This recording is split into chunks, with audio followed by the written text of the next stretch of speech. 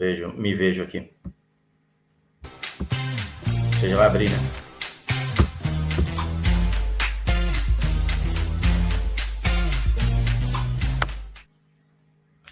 Por que eu travei? Olá, pessoal, sejam muito bem-vindos a mais esse episódio do Carreira em Ação. Hoje vamos abordar um tema que eu adoro, sou apaixonada e, honestamente, eu considero super urgente. Eu adoro. Como liderar em 2026 de forma que as pessoas avancem sem adoecer no caminho. Liderar com resultado, com propósito, mas antes de tudo, liderar cuidando da saúde mental de cada colaborador e de si mesmo. Porque um líder deve dar o exemplo não só nas atitudes, no comportamento, em como ele faz as coisas. E para essa conversa, eu tenho o prazer de receber uma pessoa que respira isso diariamente. Hélio Machado, palestrante, instrutor e estrategista em saúde mental, inteligência emocional e segurança psicológica, CEO da HR Trends e estudante também de psicologia. Somos colegas de faculdade, só que você está na frente. Isso. Seja bem-vindo, Hélio. Muito obrigado, Denise. É incrível. Muito obrigado pelo convite. Convite sempre muito bom de falar de saúde mental. Eu brinco que eu vivo isso todo dia, estudo e trabalho com isso. Então, para mim uma honra estar aqui, falar desse assunto importante e num momento importante também, que por conta dessas mudanças de legislação e tudo mais, a gente se vê numa urgência de falar sobre o tema e fazer as pessoas entenderem sobre o tema. Concordo plenamente. Quando nós fechamos esse tema, o título, que era para chamar o conteúdo que a gente ia abordar, fiquei bastante feliz de estar encerrando o ano com uma meta para 2026, né? Para a liderança aí, levando em consideração que o canal ele é direcionado para os profissionais que estão trabalhando ou não, estão em transição, enfim, para ajudar no seu caminhar nessa jornada profissional. E acho que vale a pena, Hélio, a gente começar trazendo um dado importante aqui que eu separei. O Brasil vive hoje um dos momentos mais críticos na saúde mental no trabalho. Segundo o levantamento recente publicado aí pela CNN 30% dos trabalhadores brasileiros sofrem da síndrome de burnout, considerada doença desde 2022. E olha, o CID-11, que a Organização Mundial da Saúde o classificou, vem com essa discussão, na verdade, o Ministério da Saúde, esse tema está em discussão desde 2019, mas só em 2022 ela foi reconhecida como uma doença, enfermidade no trabalho. Outro dado também que assusta, Hélio e ouvintes, que 2024 o país registrou o maior número de afastamento por transtornos mentais dos últimos 10 anos, quase 500.000 de licenças concedidas. E quando a gente fala de números, a gente fala de pessoas líderes, pessoas subordinados, times, colegas de trabalho, pessoas que trabalham aí na cadeira do lado, que de repente você vê vazia, pode ser que esteja de licença pela tal enfermidade. E aí entra um grande desafio que a gente propõe hoje nessa conversa, né, Hélio? Como garantir que nosso compromisso com metas e resultados também preserve o bem-estar das pessoas. É essa a proposta, né, Hélio? Exatamente. O ano de 2026 vai ser o ano onde as pessoas vão precisar entregar sem adoecer. A gente fala, né, no português, claro, assim, entregar sem quebrar. Então, ter ter autoconhecimento, se conhecer bastante, entender quem é essa pessoa, o que afeta ela, quais são as emoções que ela tem que lidar. Não são só emoções dela, são emoções dos colegas, colaboradores, liderados, líderes, enfim, todas as pessoas que estão em volta. Então, é importante que ela tenha isso bem claro. Até maio desse ano, a gente falava em segurança ocupacional sobre ambiente seguro e saudável, e agora a gente fala, além de ambiente seguro e saudável, a gente fala das relações seguras e saudáveis. Então, as pessoas vão ter que se olhar e olhar para o outro e entender como o seu comportamento afeta a si mesmo e aos demais. E entender como o comportamento do outro pode afetá-lo. E, a partir daí, fazer algo a respeito. Os números que você colocou fazem sentido. A gente tem um recorte dos últimos 10 anos, um crescimento aí exponencial da saúde mental, de um ano para o outro, de 23 para 24. Eram 268 mil afastamentos em 23, passando a 472 mil em 2024. Então, se deu essa necessidade, esse momento, essa urgência, né, de mexer. E aí foi feita a atualização da redação, da NR1, e aí as empresas precisam agora olhar para isso. A princípio havia uma dúvida imensa sobre o que ia acontecer, mas na prática o que está acontecendo é olhar para as pessoas, mostrar para as pessoas que há uma preocupação em olhar para a saúde dela, aí integral, não somente mental, porque a mental é quem gerencia tudo isso, e a partir daí criar mecanismos que possam ajudar. Até o maio desse ano, meio que as empresas escolhiam fazer. Agora, com a legislação aí em vigor, não tem como escapar mais, vai ter que fazer isso. A gente passa por esse 1 ano de transição, na verdade 6 meses agora, a gente já está em dezembro, 5, né, para ser mais exato, porque começa em maio. Então, é um dado interessante. E agora, ao invés de olhar para o ambiente, nós vamos precisar olhar uns para os outros, para as relações, e trabalhar as qualidades das relações visando a redução do risco psicossocial, que é o nome famosinho aí que todo mundo está falando, risco psicossocial, e é disso que se trata esse assunto. Tem uma publicação recente que você coloca assim, como que deixa eu ver se eu acho aqui, que eu achei muito interessante. Tá aqui, ó. Você coloca assim, a nova lógica é simples. Avança quem cuida, entrega quem tem espaço para respirar e prospera quem não sacrifica a própria saúde para bater metas. Eu acho que esse é um bom início para começar a repensar num novo formato aí, né?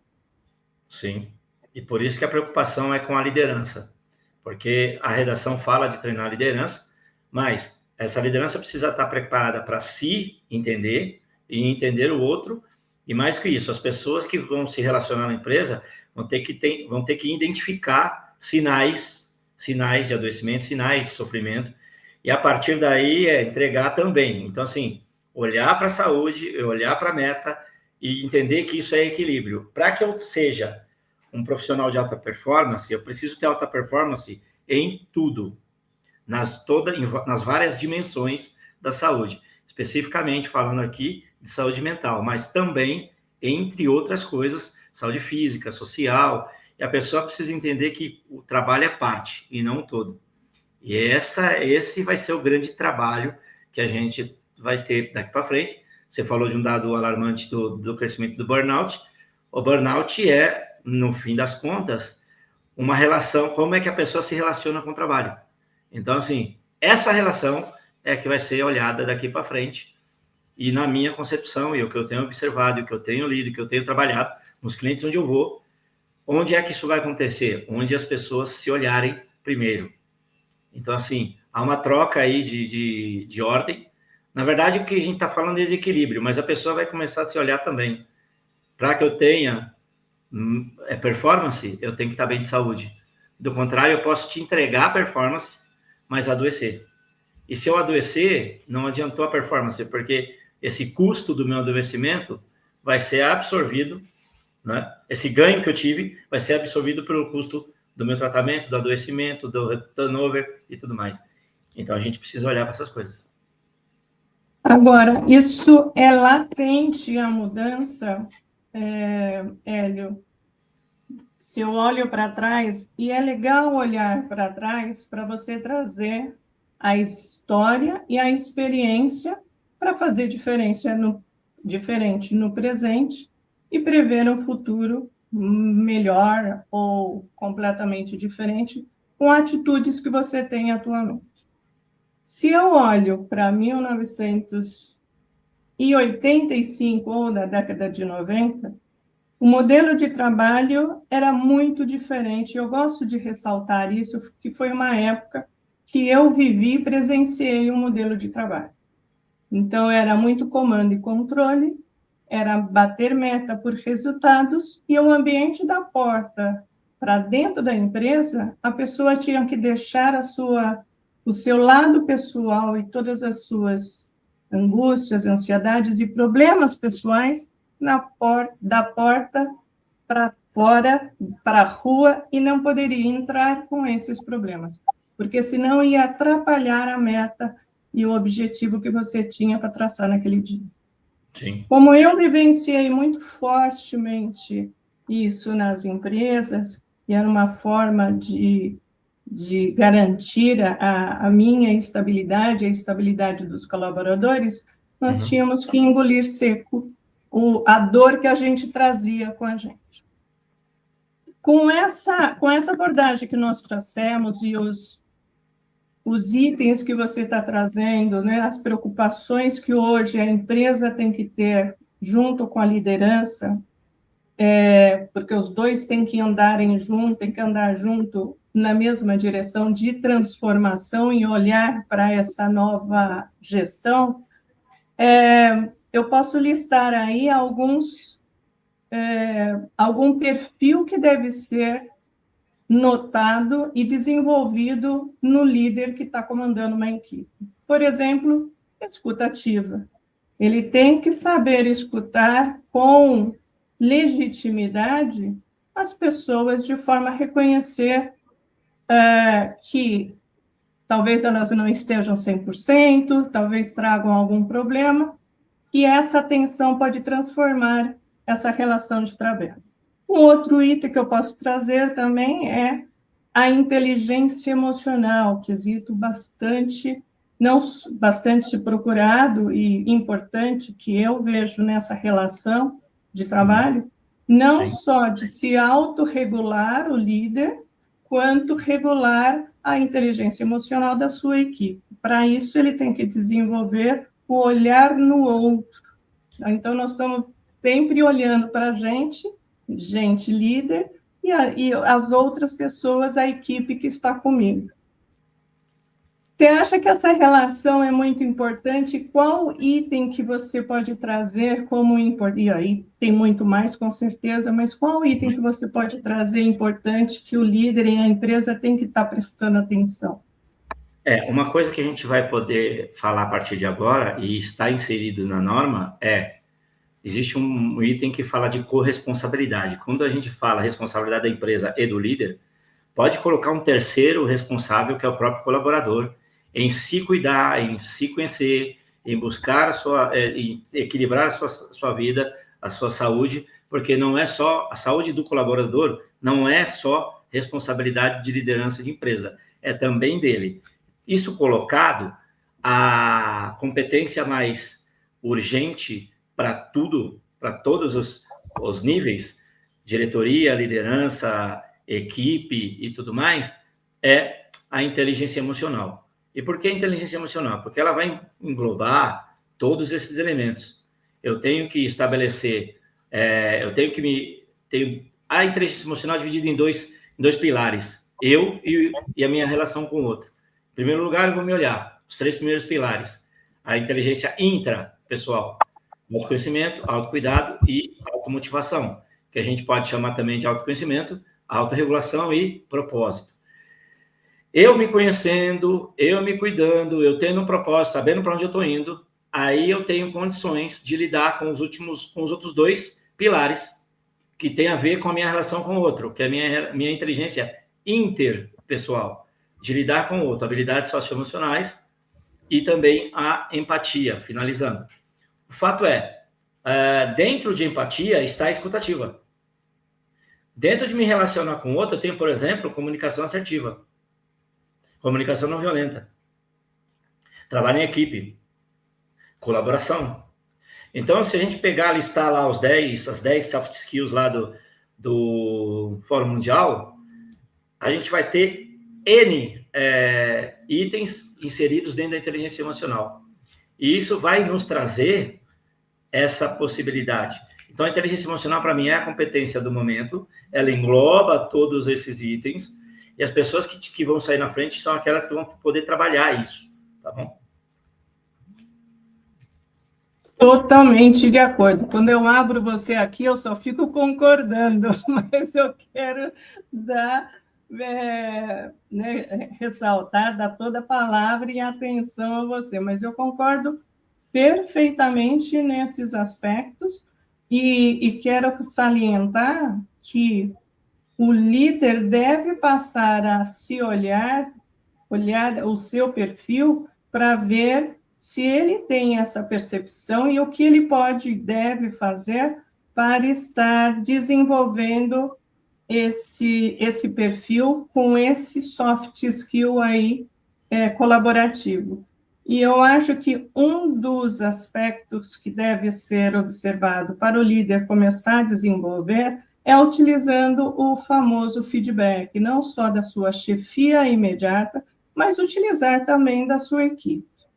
Olhando para a equipe, você trouxe um ponto que eu acho muito importante, a corresponsabilidade do colaborador em relação ao que ele tem que fazer.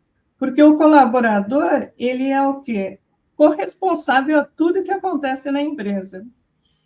Então, se ele é o liderado, não só o líder, como o liderado tem a responsabilidade de fazer essa mudança de jogo na empresa.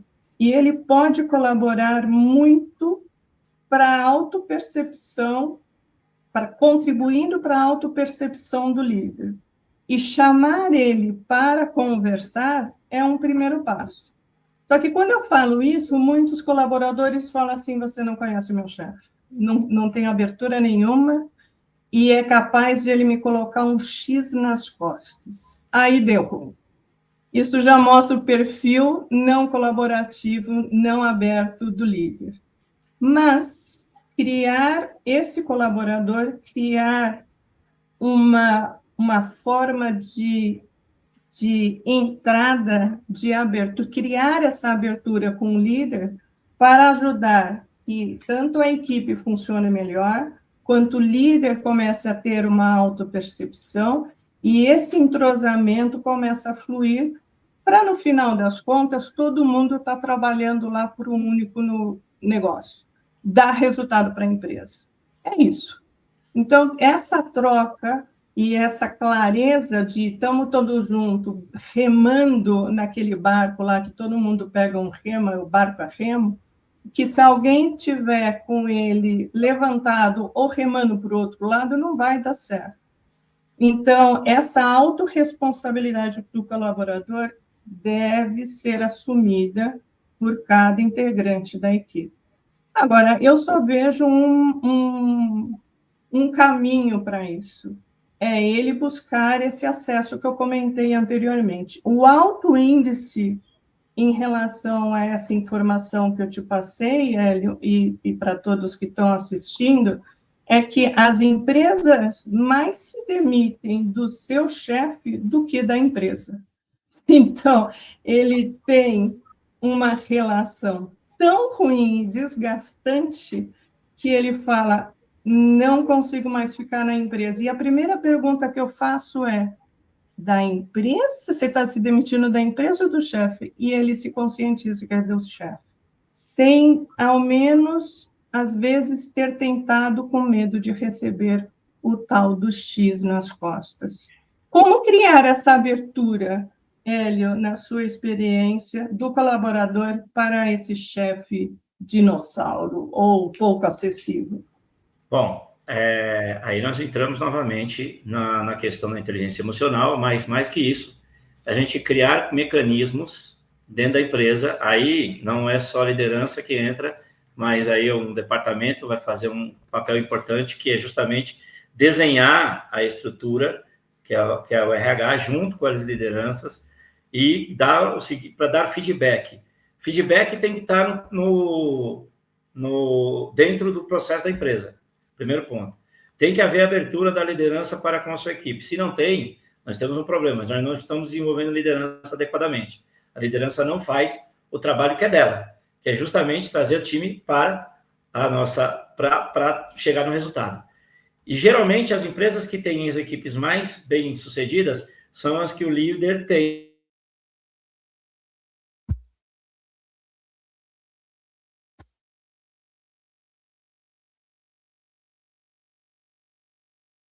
Tivemos um problema. Opa, voltamos. Congelou um pouquinho. O delayzinho, né?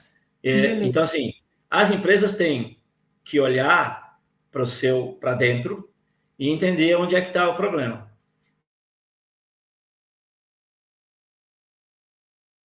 Da psicologia, minha área de atuação é... Nós estamos tendo problema de conexão, porque hoje choveu e quando chove tudo para. Vamos ver se o Hélio consegue melhorar a conexão. Mas é isso, quando a gente fala desta palavrinha-chave, né, do olhar do líder para a sua equipe, é super importante a gente ter claro que a responsabilidade é dos dois. Então, como o Hélio estava falando sobre a inteligência emocional. E aí eu dou uma dica, né? Tanto utilizar leituras, tem vários cursos em relação a entender um pouco mais desse tema e também utilizar o feedback, como eu tinha comentado, porque o feedback é uma forma de escutar o que o outro está vendo. Eu gosto muito eu acho que o Hélio voltou, vamos ver se ele está conectado. Ainda não está conectado. Eu gosto muito de utilizar uma reflexão que é o que você deve continuar a fazer, o que você deve parar de fazer e o que você deve começar a fazer. Essa reflexão é super importante para você sempre estar se autodesenvolvendo, observando o que você pode fazer melhor, você líder, você colaborador. Autodesenvolvimento é uma busca constante, é melhoria constante, para isso você precisa estar aberto. Vamos ver se o Hélio já está com a conexão boa. Hélio, sim, conseguiu voltar. Eba! Pode falar, você estava falando sobre a importância da inteligência emocional. Isso. E eu ouvia você falar sobre o processo, feedback. Então, cabe à empresa tornar o ambiente possível de ter comunicação.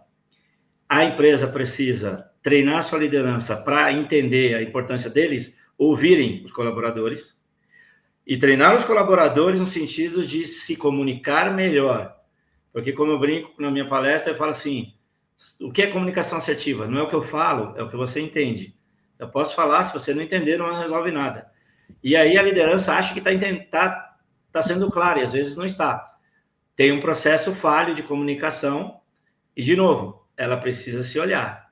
Então, assim, a empresa precisa garantir que os processos andem. O RH precisa fazer a cultura acontecer. A liderança precisa fazer funcionar. E os colaboradores precisam fazer a parte que é deles. A gente brinca em treinamento de liderança que, assim, você pode fazer tudo pela equipe, menos a parte da equipe. Porque tem coisa que é da equipe, tem coisa que é da liderança, tem coisa que é da empresa, tem coisa que é do departamento, da área, RH, comercial, enfim. E as coisas precisam andar. É um mecanismo que ele precisa de todas as engrenagens andando e seguindo seus passos. No entanto, a ferramenta principal é processos de comunicação claros, feedback, abertura para o funcionário ter espaço. Eu gosto muito de uma área, de um assunto específico, que é a segurança psicológica, que permite, por exemplo, segurança em se expressar, segurança em interagir, segurança em pertencer, segurança em aprender. Então, assim, a interação, a comunicação, ela precisa fluir. E a empresa precisa garantir isso. O líder precisa estar aberto. O colaborador precisa querer falar. Então, é um trabalho muito comportamental. Então, assim, tem que ter muito treinamento, muito desenvolvimento de autoconhecimento. Para quê? Para que eu possa olhar e faça essa mudança de paradigma.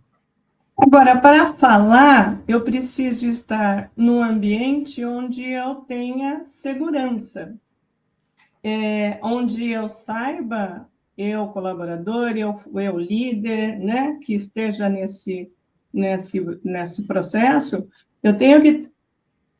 eu líder preciso criar um ambiente seguro para que a fala seja reverberada e não revertida em sanções negativas. Então, assim, o ambiente seguro é muito importante para dar autonomia para outra pessoa falar. E também o líder buscar isso na gestão imediata que ele tem, né? No diretor, no superintendente, dependendo da hierarquia em que ele trabalha, também está buscando esse ambiente seguro, para tirar justamente aquela fala que eu disse lá atrás, né? Se eu falar, você não conhece meu chefe, se eu falar, ele vai colocar o X nas minhas costas. Então, é muito importante isso, deixar claro, e deixar claro não é falar, podem falar que eu escuto, não, através de comportamento, né? Valide que essa escuta é legítima, valide que o funcionário está falando e a fala dele é sempre contributiva, não quer dizer que tudo vai ser aceito, mas explique para ele a importância da colaboração para ele, ou seja, o respeito só existe o respeito se você criar um ambiente respeituoso também e criar o exemplo que você respeita, etc. Às vezes é muito desafiador isso, porque dependendo do líder, né, muito pressionado, acaba perdendo o olhar de um lado, né, para quem está fazendo, para quem está contribuindo, e só olha para o objetivo alcançado. E aí só enxerga se alcançou ou não alcançou e busca depois os responsáveis por não ter assumido. E não é essa relação que hoje, e nem 2026, estão esperando do líder, muito menos da empresa, porque hoje o colaborador não tem mais aquele olhar, Hélio, de 1990, onde ele aguentava tudo, porque a meta dele era ficar durante 40 anos na empresa. Hoje, se a cultura da empresa não está de acordo com os meus valores, eu vou buscar o meu ambiente. Então, assim, aí a gente entra na alta rotatividade, que é também um grande custo para a empresa. Então, a empresa ver o ganho que ela tem de criar uma cultura colaborativa, desenvolver os líderes para que desenvolva outros líderes, é super importante. Na sua jornada, Hélio, você encontra muito barreira desse mindset colaborativo? Sim, já tem alguma mudança acontecendo, vejo empresas que têm essa preocupação, então já estão abrindo esse quarta parede aí para poder melhorar a comunicação, escutar o colaborador, entender a demanda. E aí você falou sobre as gerações, né? Há 30 anos atrás, as pessoas engoliam. Elas engoliam e ficavam doentes. Elas geraram a geração Z.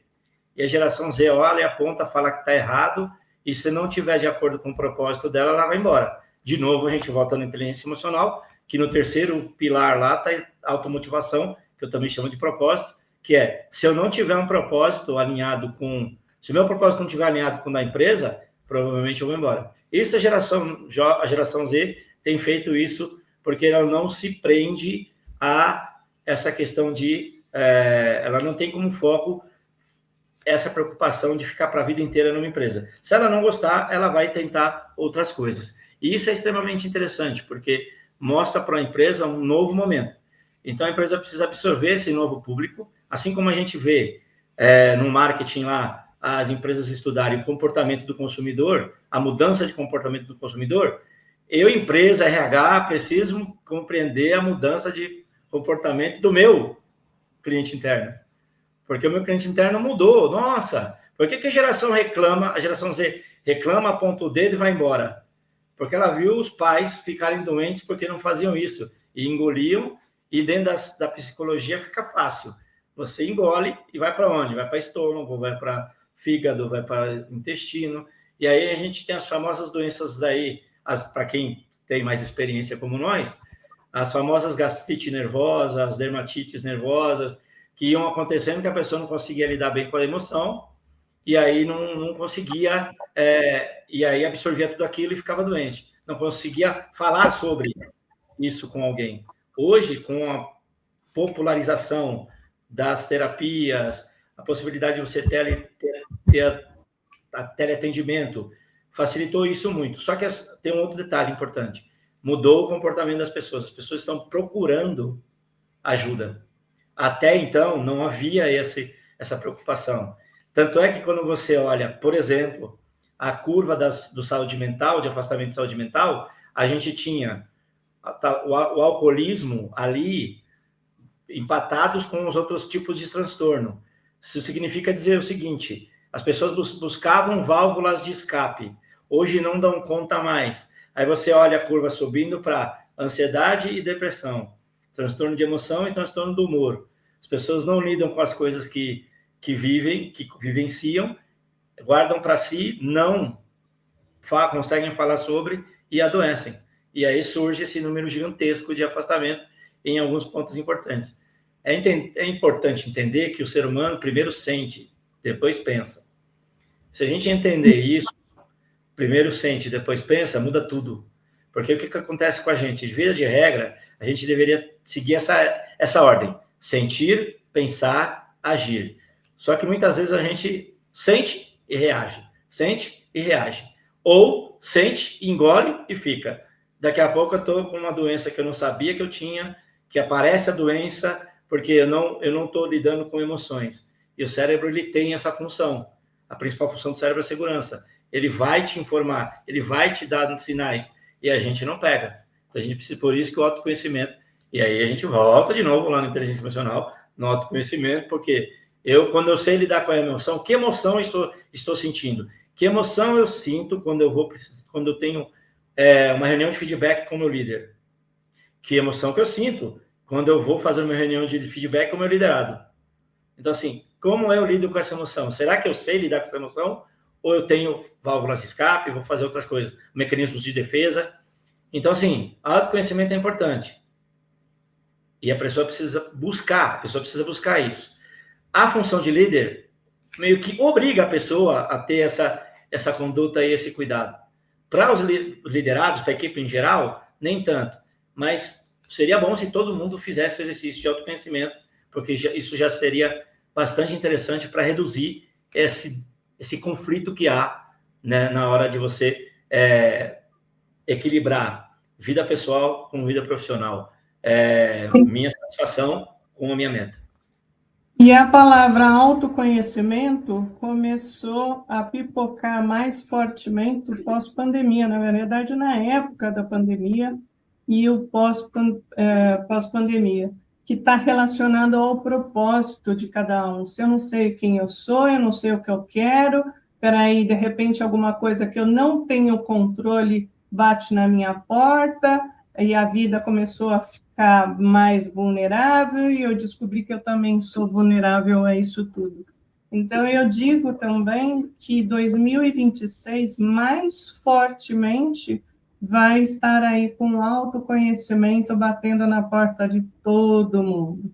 E isso requer parar, olhar para si e buscar muitas vezes ajuda, quer seja por terapia, quer seja por alternativas holísticas, o que você mais se identificar e que mais faça sentido para cada uma das pessoas. Agora, no início, você comentou sobre a nova legislação. Fala um pouquinho para a gente aí. Tá. A redação da NR1 mudou e, a partir de maio de 25, ela obriga que as empresas elaborem um PGR, que é o Programa de Gerenciamento de Risco. Então, uma lição rasinha rápida, né? A legislação trabalhista tem as normas regulamentadoras, que são 38, e a primeira norma, NR1, ela trata do que a gente chama de gerenciamento de risco ocupacional. Ela dita a regra de todas as outras normas. E dentro dela tem um documento que chama-se PGR, Programa de Gerenciamento de Risco, que é composto de 2 etapas: inventário dos riscos e plano de ação. Até então, nós tínhamos 5 grupos de risco: físico, químico, biológico, ergonômico e acidente. E agora, a partir de maio, entra um 6º grupo, que é o grupo de risco psicossocial. E engloba esse grupo de riscos lá no inventário e obriga a empresa a criar um plano de ação. E, a partir daí, esse plano de ação tem como objetivo reduzir, mitigar, eliminar os riscos encontrados no inventário. Então, se eu tenho risco psicossocial, eu preciso criar um plano de ação para reduzir esse risco. Parte desses riscos psicossociais já integravam um grupo, que era o grupo de risco ergonômico, que antes a gente usava lá o laudo ergonômico, análise ergonômica do trabalho, não existe laudo ergonômico, desculpa, o relatório de análise ergonômica do trabalho, para identificar isso, mas muito tecnicamente, muito voltado para o cognitivo, só que agora com os riscos psicossociais, englobando tudo, né? Questão da comunicação, metas, jornada, risco de assédio, isso englobou tudo ali, colocou tudo no pacote e especificou que aquele grupo você tem que olhar para aquilo de uma forma específica. E então, a partir de maio, as empresas são obrigadas a fazer isso. Nesse primeiro ano, de 25 a 26, educativo, que a gente chama de educativo, período adaptativo, de adaptação, ou seja, da empresa de se adequar a essa nova legislação, para que, a partir de maio de 26, já começa o período de penalidades. Ou seja, a empresa vai pagar multas e tudo mais. Só que, veja, em relação à saúde mental, se a gente olhar para os números de afastamento, isso já gera um impacto para a empresa de imediato. Porque quando eu aumento o índice, minha taxa de afastamentos por doença do trabalho, eu automaticamente tenho um aumento no meu imposto sobre a folha de pagamento, que é o SAT, né? Seguro Acidentário do Trabalho. Esse imposto incide 1 a 3% da folha de pagamento. E ele pode sofrer uma alteração através de um fator acidentário de previdência criado para premiar ou punir as empresas, no sentido de reduzir esse imposto pela metade, premiando, ou até dobrando o imposto. Então, as empresas já pagam uma conta cara. E o que acontece é que essa legislação tornou isso visível. Até então, você não tinha essa visibilidade. Então, você tem que olhar números, como eu falo, até o maio desse ano, a segurança do trabalho olhava acidente zero, porque não contemplava a doença. Agora, nós temos uma novidade, tem a doença. E ela também impacta no afastamento e ela também vai aumentar o imposto da empresa. Isso já está acontecendo. Não vai acontecer a partir de maio. Isso já tem um tempo que acontece. Toda vez que a empresa sofre um aumento de afastamentos por doença, entra algum código de doença do trabalho, ela tem um aumento na incidência do imposto. O imposto sofre um impacto, ela sobe aquele imposto e ela vai pagar aquilo por 2 anos. E só depois de um tempo que ela vai ter que provar, ela tem um processo longo para tentar reduzir isso. O fato é que já acontece, mas as pessoas entendem, havia uma preocupação no início, mas o que vai acontecer agora? Na verdade, sempre aconteceu, só que agora a gente deu luz ao tema. Até então, a gente não olhava para isso, ficava meio que escondidinho. Então, a gente falava na segurança do trabalho lá, acidente zero, o RH cuidava dos índices absenteísmo, afastamento, tal, mas não tinha uma relação. Agora tem, e está visível. Então, a gente... Ficou mais claro agora. Sim. E para qualquer ramo de atividade, qualquer indústria, qualquer atividade que a empresa, sendo uma PJ, ela se enquadra no Isso. NR1. Na legislação federal só tem uma ressalva para microempreendedores, né? A partir daí, ou seja, a empresa tem um funcionário, ela tem um CNPJ, não sendo microempreendedora, ela entra nessa regra. Seja o tamanho, o porte, segmento que for.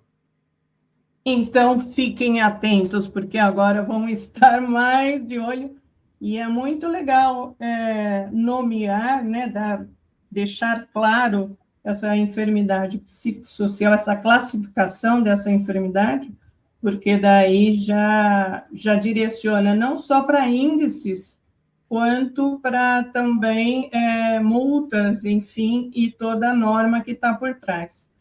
Vai existir com isso uma tendência, quando você tem norma, você tem, né, uma regra e você tem diretrizes a serem seguidas.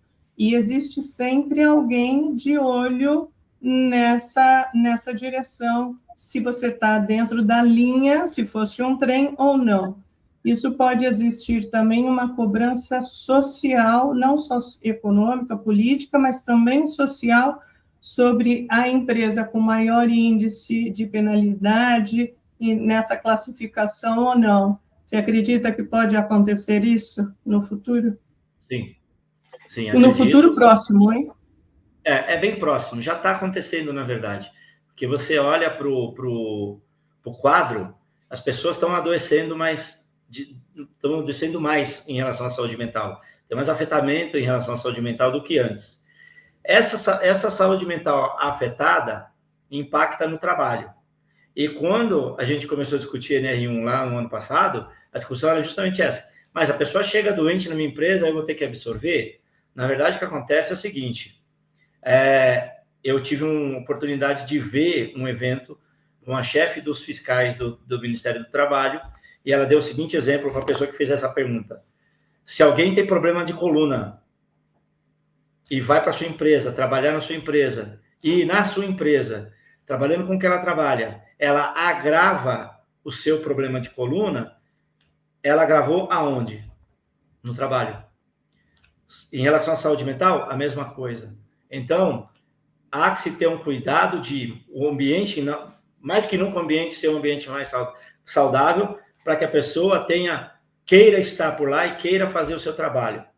E aí isso vai impactar na forma de lidar com o colaborador, na forma de contratar, na forma também de seleção, porque tudo isso vai tá inserido. Então, antigamente, a gente tinha essa questão. Mas ele tem uma doença pré-existente. Parece com a história de convênio? Tem doença pré-existente. Não existe isso. A pessoa vai trabalhar, ela teve um problema na empresa, seja saúde mental, seja física, Ler-Dort, ou algum transtorno mental. O que ocorre é que ela teve um agravo. E o agravo foi aonde? No trabalho. Mas pode ser que não. Tudo bem. Mas sabe o que vai acontecer? A recomendação é afastar pelo Código de Doença do Trabalho. Afastou pelo Código de Doença do Trabalho, a empresa já vai pagar um imposto maior no próximo exercício. E veja, a gente tem um detalhe importante. A lista de doenças ocupacionais, ela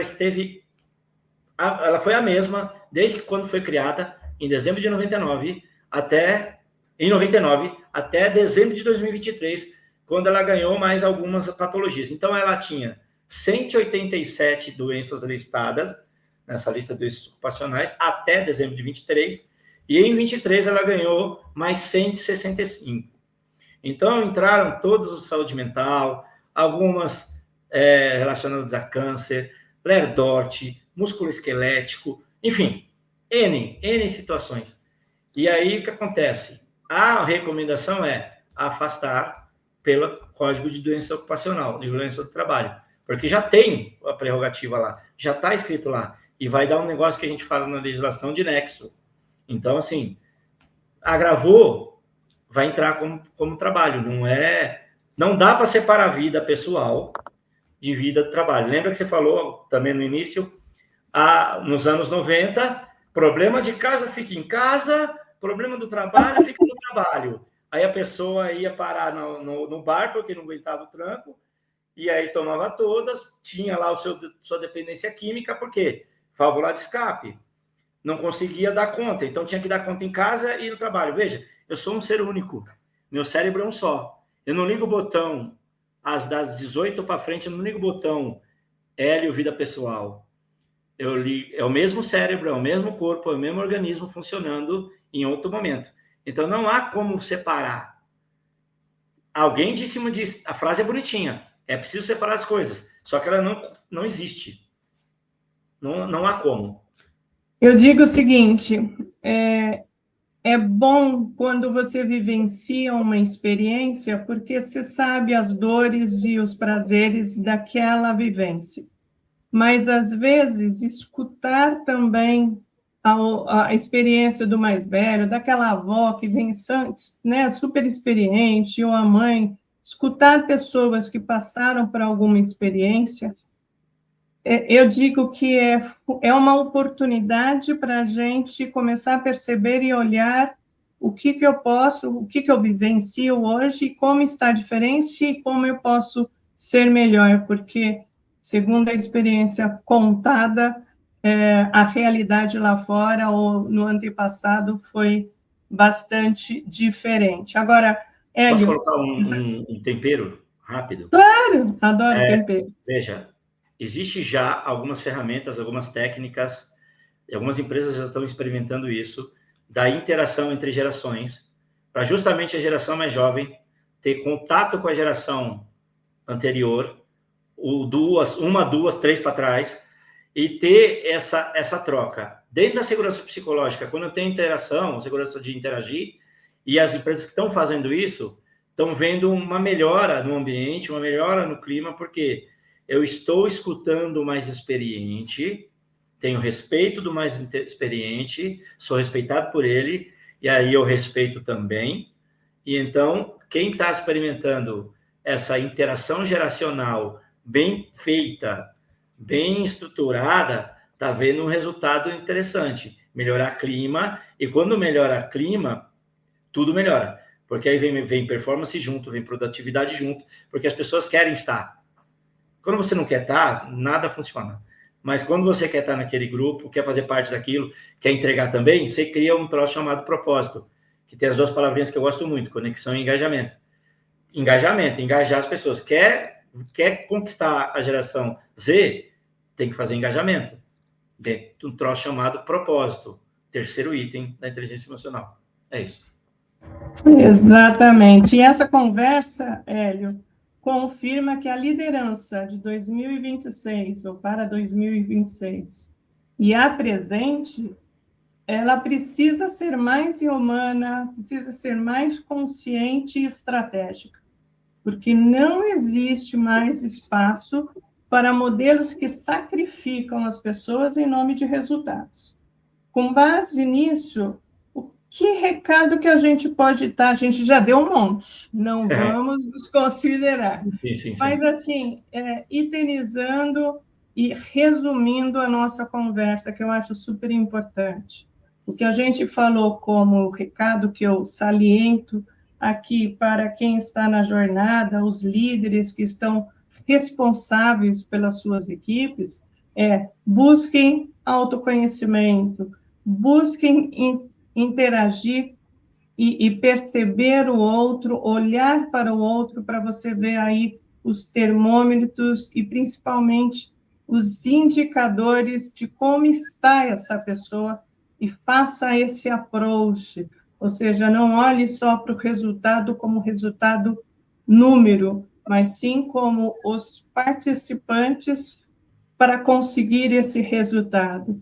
E, para isso, a escutativa. Para mim, é fundamental eu comentar essa escutativa. Agora, quando você estava fora e eu já vou passar a palavra para você, quando você estava fora, com problema de conexão, eu comentei, aí eu me lembrei de uma frase que eu gosto muito de utilizar nas minhas mentorias, que uma vez eu escutei a Trajano comentando isso, que ela faz esse exercício diariamente, que é antes de entrar, ela se pergunta: o que eu faço que eu devo continuar a fazer? O que eu faço que eu devo parar de fazer? E o que eu devo começar, não faço e devo começar a fazer? E isso é um exercício que faz parte lá do autoconhecimento, que são questionamentos para você tentar. Parece fácil responder isso, mas não é. Então, uma dica que também eu deixo é: utilize essas 3 frases, não precisa ser diário, mas faça reflexão constante para você ver aí, buscar novos comportamentos e ações que pode fazer toda a diferença nos seus resultados e na sua dinâmica. Que recado que você pode dar, resumidamente, para quem está nos escutando e precisa se enquadrar aí nas empresas, no estilo de liderança, como de sucesso aí? Eu tenho uma frase também, que é importante, que eu aprendi na Gestalt Terapia, que é: a consciência em si é a cura. É o exercício de autoconhecimento no mais profundo possível. Estado de consciência. Cada um vai ter uma forma de exercitar, de chegar nesse ponto, mas é importante que eu, como líder, como pessoa, como profissional, em absolutamente todas as esferas da vida, eu tenha certeza de que eu estou consciente daquilo. Tenho consciência daquilo. Então, buscar a autoconsciência, que é um outro nome de autoconhecimento, mas efetivamente é estar consciente das coisas. E essas perguntas que ela coloca são incríveis, porque dá justamente essa ideia. E você põe no papel, o que facilita de você olhar. Né? Então, veja, o que eu faço, que eu devo parar de fazer, o que eu faço, que eu devo continuar fazendo, e o que eu não faço, que eu devo começar a fazer. Então, veja, isso é autoconsciência pura. É eu me conhecer. E a partir daí, no autoconhecimento, a gente precisa entender o seguinte: autoconhecimento é fácil quando eu estou falando só de qualidade. Seu ponto forte, sua qualidade, né? Seu potencial, tudo lindo. Só que tem ponto fraco, tem defeito, e como Jung fala, tem a sombra. Aquela pessoa, aquela parte sua que você esconde até de você mesmo, mas que você tem que viver com ela, às vezes, porque ela se depara, ela aparece.